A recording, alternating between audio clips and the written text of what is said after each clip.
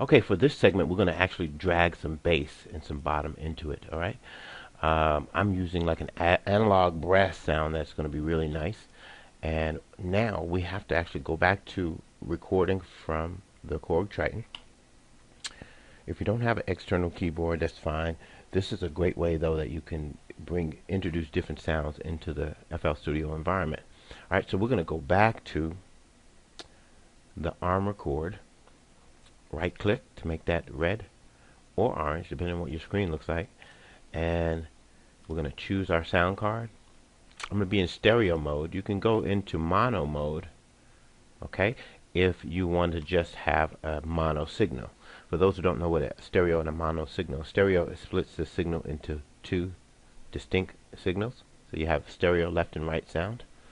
Mono is just one centered sound, okay?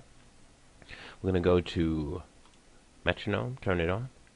We've got our song already laid out in the playlist, so we have enough space here to just keep on practicing until we get it right.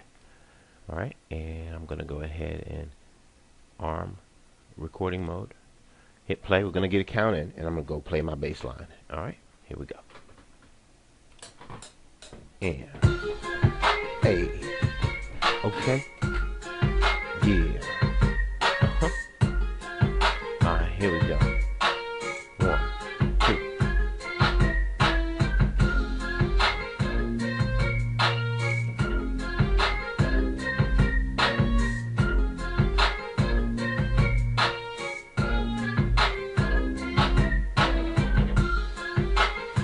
One more time, just to get the feeling.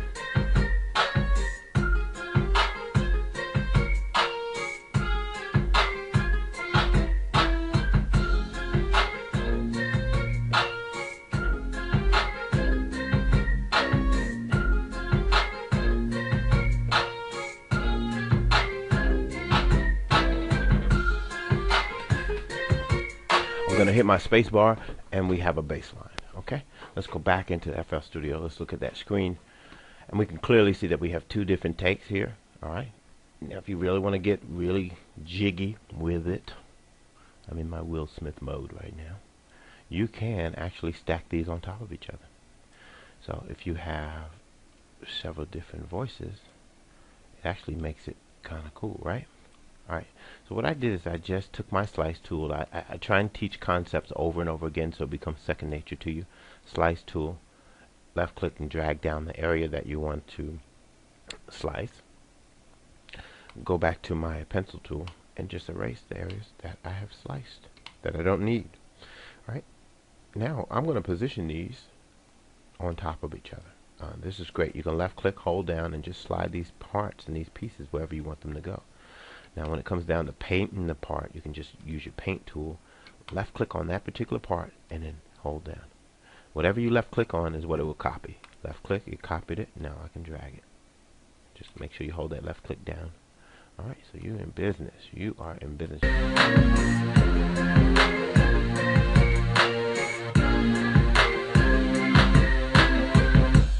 Beautiful. Leave that part there. Okay? We're going to have a whole mixing session that's going to allow us to mix this whole song down. We already began mixing the drums. I just wanted to give you an idea of how you can separate your drums. That's something I usually do first. Okay? Our next segment, we're going to come back and we're going to do a snare roll. Okay? And then we're going to add a couple more parts, like some strings. We'll do our mix down, and that will be an awesome, awesome track. Alright? It's your boy, King David, beatclass.com. How to make crunk beat anthems.